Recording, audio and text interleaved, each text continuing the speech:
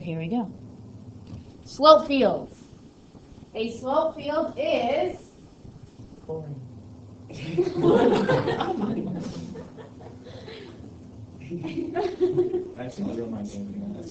Yeah. a slope field is Isaac Warner. Let's try again. What is a slope field? Two-dimensional. It is two dimensions. It's a what? Correct. It shows you things. It shows you the slope at each point, yes. And what do we need in order to determine the slope? Derivative, okay? And sometimes we call a derivative a differential equation, right? dy dx equals something. Okay, so we're going to say a slope field is...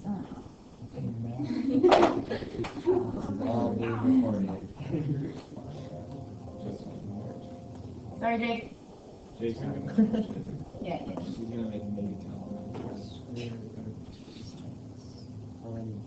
Okay.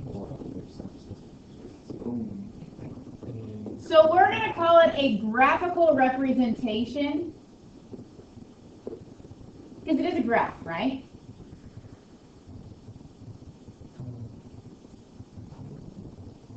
Of solutions to a differential equation.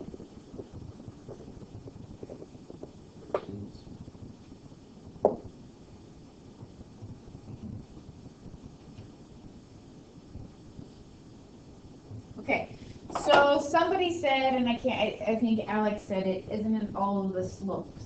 Okay, basically we have to take each coordinate, figure out the slope, and graph an itty bitty tangent line there. Remember that? Okay, let's do it. Oh, this projector drives me nuts. Oh, I do have the little graph thing on this side. Oh, this is exciting. Except for the fact that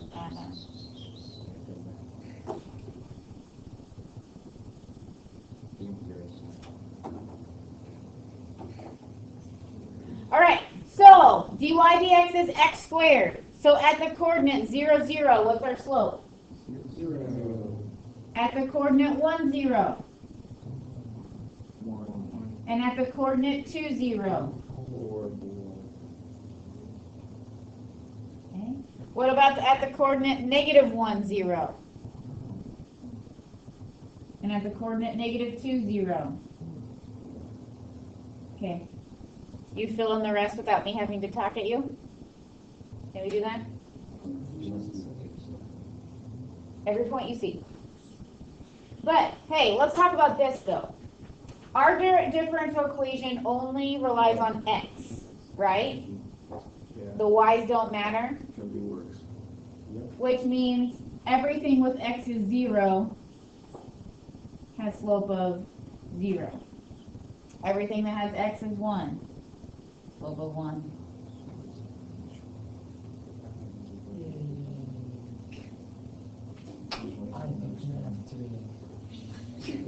Good lesson. Oh, that's all? Okay, now let's talk about this. Don't go working ahead of me here. We have some things to talk about still. Okay, now, I like to describe this as, I don't know, they kind of look like wind patterns to me, right? So if you like follow the wind, where's the wind blowing you, okay? What sort of curves would it look like if we sketched a solution? X cubed. It would look like a cubic, right? Now let's think about how that makes sense. Our differential equation is x squared. What is the antiderivative of x squared? 1/3 x cubed, right? So these are all 1/3 x cubed plus some different c, right? These are all 1/3 x cubed. Okay? So we can see the relationship. When we graph a differential equation, we should see that original function in different forms. Does that make sense? Okay. Excellent. I missed. All right. That is probably my favorite feature of the smartboard. So here we go. I'm going to give you about, what, 2 minutes? 2 minutes to fill out the slopes and then stop.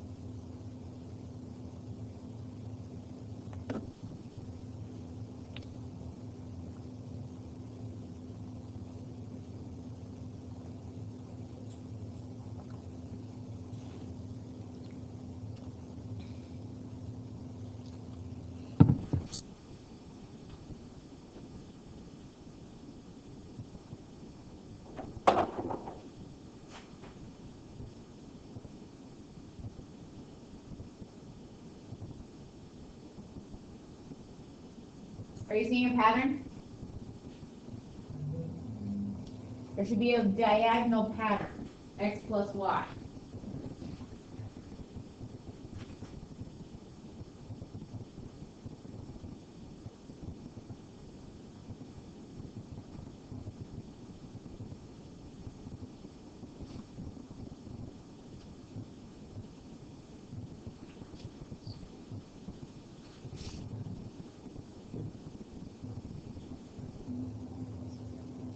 Someone's doing this in pen? No. Would not be a good idea. Just do this. Just scoot up. I was thinking. Okay, so my slope field is up there for you to check as you go.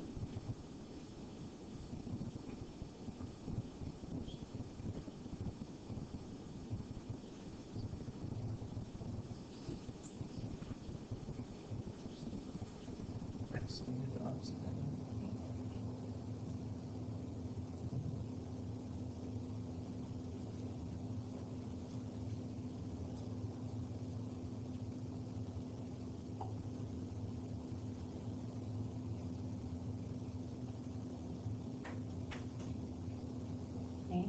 Remember, we're plugging our coordinates into the differential equation to get our slope. Okay. Now, as you continue to finish your slopes, okay, why do we have slope fields? Okay. In our first example, dy dx equals x squared. We can figure out what the solution curve looks like because we know that the antiderivative is 1/3 x cubed. Now, dy dx equals x plus y. We don't know how to do that, okay? And so there are going to be differential equations we cannot solve. Tomorrow we'll talk about solving differential equations.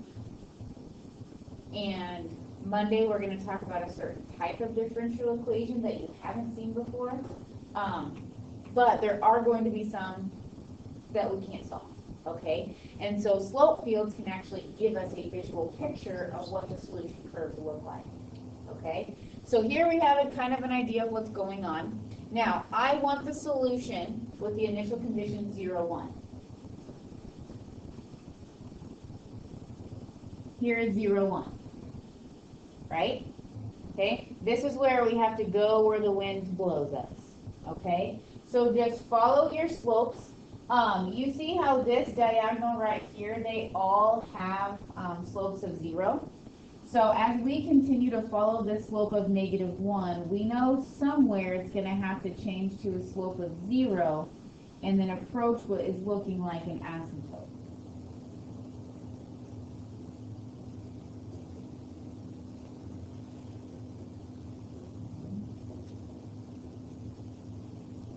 do you have a question? Okay.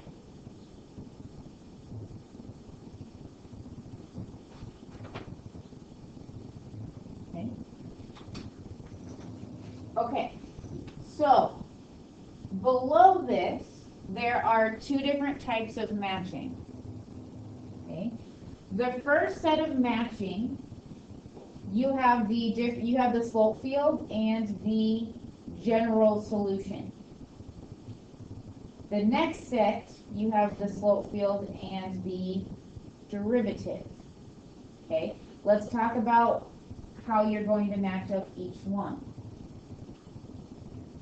When you're matching up 1 and 2 up above, how are you going to figure out the solution curve?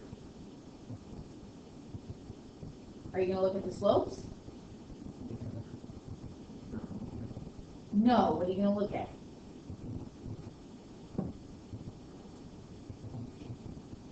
You're going to look at the shape of the function. Okay? So go ahead and match 1 and 2 for me there in the middle of the page.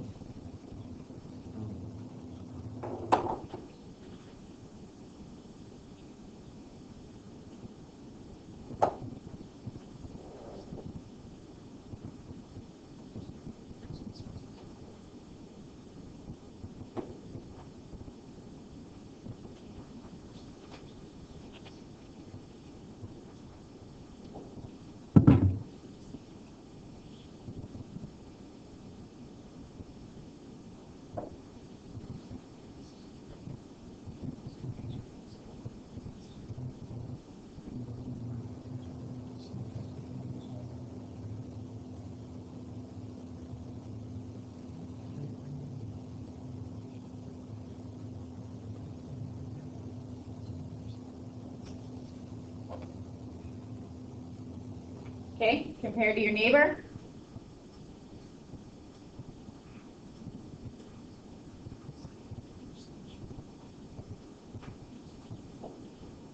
Isaac, what do you have for 1?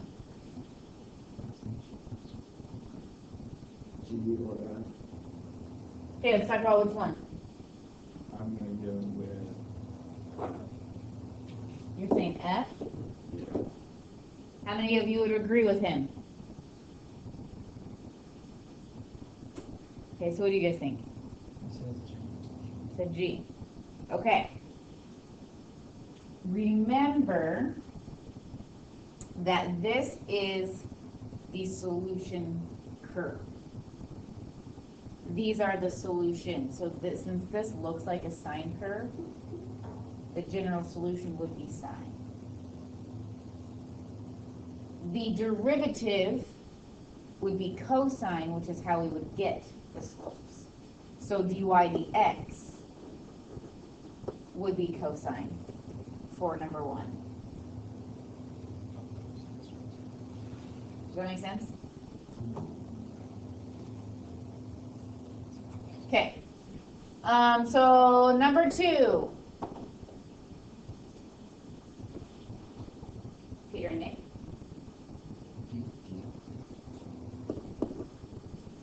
Because this looks like a cubic function. Okay. Now, change of pace here.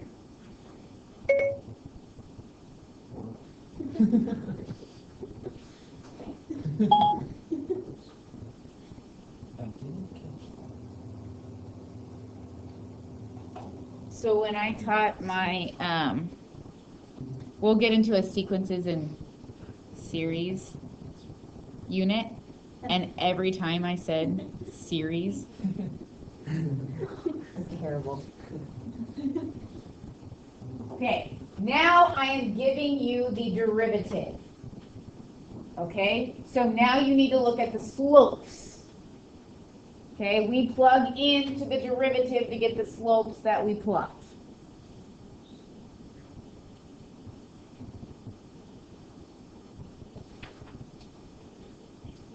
It's too quiet in here. Talk to each other, please.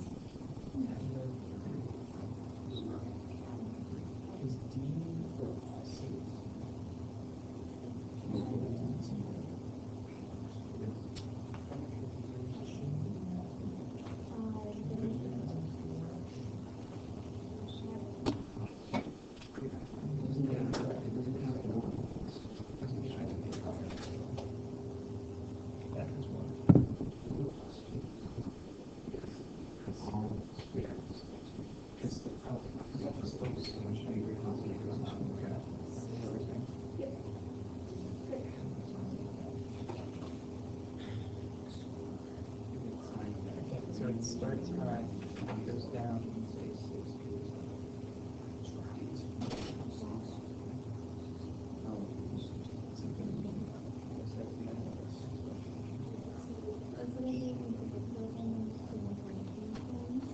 Don't give him like C is going to be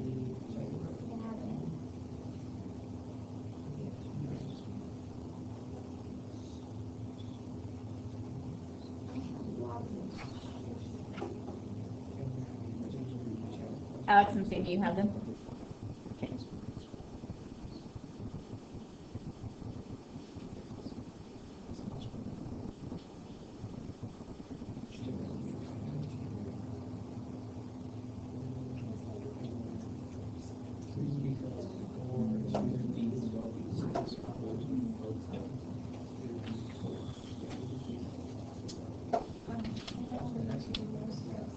this one.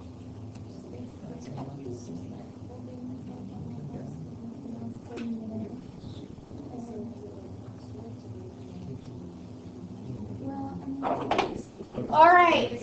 Alex and Sammy, what does A match up with? 3. Sorry, you said it so quietly. Okay. A matches up with 3. Notice how 3 is 2 minus y. Okay, so there's a horizontal pattern because it's only relying on the y's. Okay. How about B? Fellas over here. 4. Okay. So B, or 4, is x.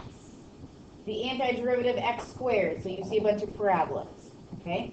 Good. C, back to you, I think. 2. 2? You agree? Yeah. Okay, good. Letter D? 6. 6. Okay, that one was probably like what your eyes went to first, right? Like, ooh, I see a oscillating curve. Okay, E? 5. And everybody, what is F? Okay, that's another one. Derivative of e to the x is e to the x. Antiderivative, e to the x. Well, it's like an e to the x curve that hopefully was processing through your mind. Okay, we apparently have talked a lot. We're going to have to skip the next example because we need to get to Euler's method. Now, what I want to do though, is I do want to ask you this, okay? Go back to the example at the top of the page we just got done doing, where we had the x plus y and the initial condition of 0, 1. If I asked you to write a tangent line at that point, what is the slope there?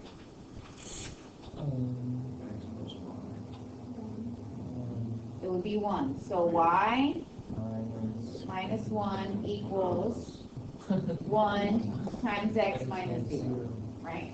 Okay, now if I ask you, would this tangent line be an under or an over approximation at like 0.2, let's say? What would you say? Under, how do you know? Our solution curve is concave up, which means our tangent line is sitting underneath of our curve. Okay? All right, excellent. Euler's method, new material. Okay? All right. So, we used a lot of tangent lines last year. What do tangent lines do? So, like this curve, right? We have a tangent line, and we can use that tangent line to approximate the derivative close to the point where we drew our tangent line. Okay. Now, why is that helpful? Well, especially in the situation like we had here, we're not going to be able to figure out what the actual solution curve is. So our tangent line is our only possible way. Now, the further you get away from the point on the curve, the more inaccurate the tangent line becomes. Do you agree? Okay. Well, Euler's method is a way for us to use this tangent line process, but still stay close to the curve, okay? So essentially what we are going to do is we are going to find a tangent line. We're going to move just a little bitty bit on it, and then we're going to find a new tangent line, okay? So essentially what's going to happen is this.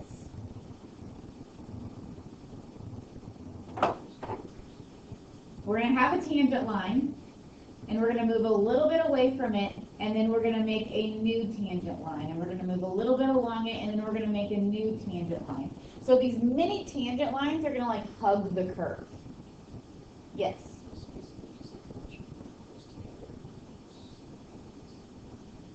Well, yes.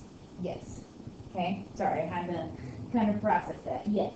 Okay, and this is how we're going to do it. Okay, we are going to figure out how many steps we're going to take, and that's going to be n. That's kind of familiar from when we did rectangles, right? I will more than likely give you the number n. Okay, we're going to begin there, and we're going to calculate our slope. Okay. We're going to have a coordinate. We're going to calculate our slope. Now, we're going to calculate delta y. Okay, what is the change in y? Well, we know that slope is change in x over change in y. So if we take slope, oh, that was Mrs. Homan. I'm like trying to talk and write at the same time. There we go. Change in y over change in x. Okay? So if we take slope times delta x, that's giving us delta y. So we figure out how much our y coordinate has changed. And so from there, we're going to add that to our original y coordinate. That's how much we've changed. Okay? So then we have a new xy coordinate to evaluate the slope and keep going. And we're basically going to, like I said, move along a little bit on the tangent line and find a new tangent line. Move a little bit along, find a new tangent line. Okay? Until we get however many steps we need.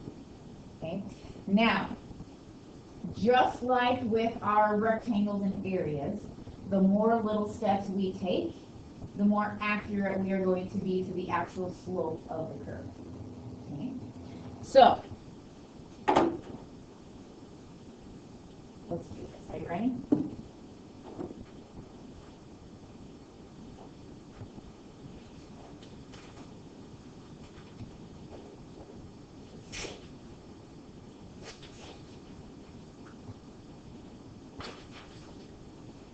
Oh, goodness. Okay. How many steps? 2 steps.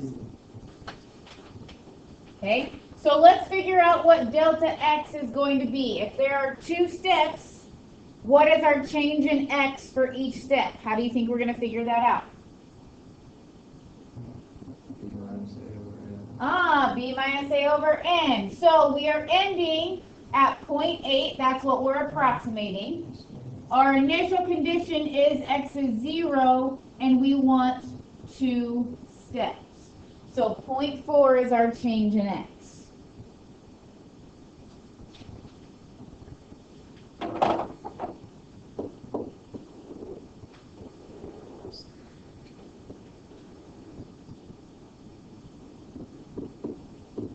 Okay, so this is the chart you're going to use. This is not how the book teaches it, but I think this is a really nice way of organizing our work.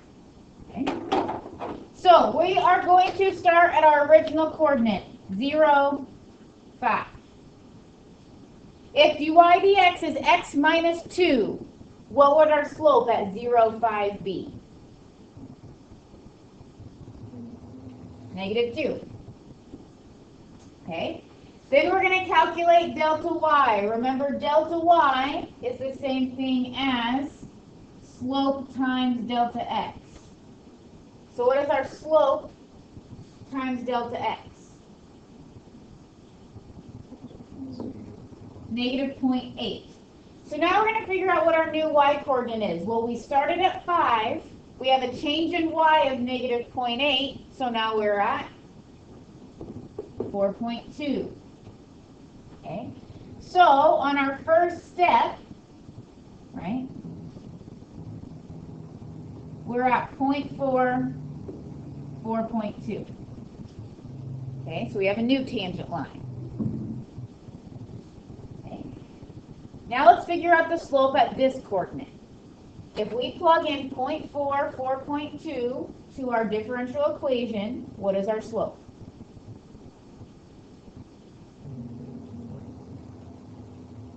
Negative 1.6. Okay. What? Okay. Now we need our delta y. So negative 1.6 is our slope times delta x.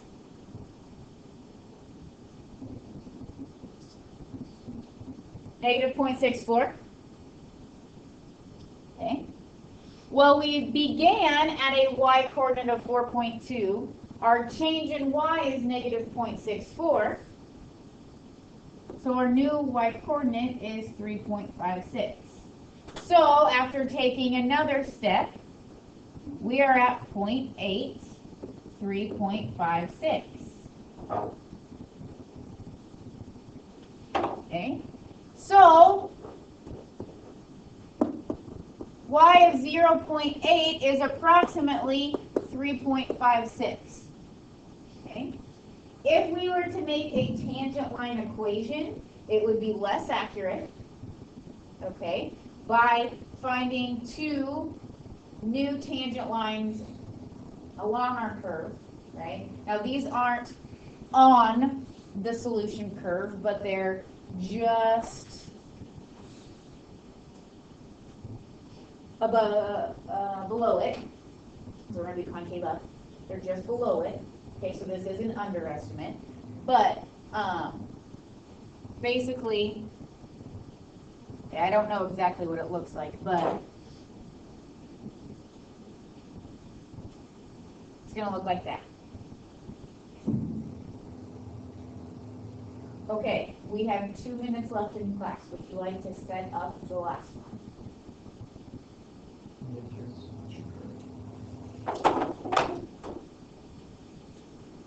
I do have a worksheet for you, so I'll just have you like grab that on your way out, okay? Okay, so let's set it up and I'll tell you what the answer should be. Okay, this is one. We cannot solve it by separation of variables, which we'll talk about tomorrow, okay? So if I want 5 equal steps, let's talk about delta x. So we want when x is 1.5. So we have 1.5 is where we're ending, minus 2 is where we're starting, all over 5.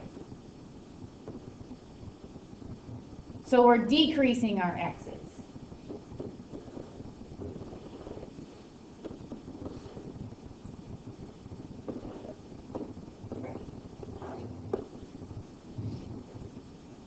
All right, so we begin at 2, 3. What is our slope there? 2x minus y.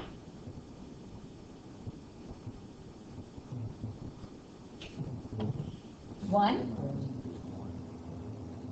So our delta y is just slope times delta x. Don't forget that, slope times delta x, which is negative 0.1, which makes our new y coordinate 2.9.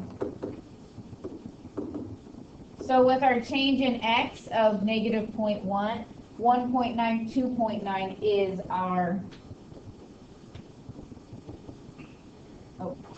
I'm just going to write the answer so if you want to go through this, you can. And let me get your worksheet for you, okay?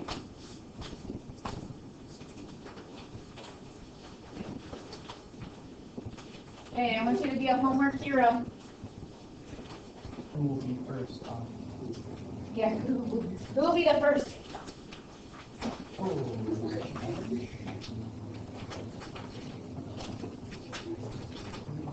Okay, it's been a pleasure. We will see you tomorrow.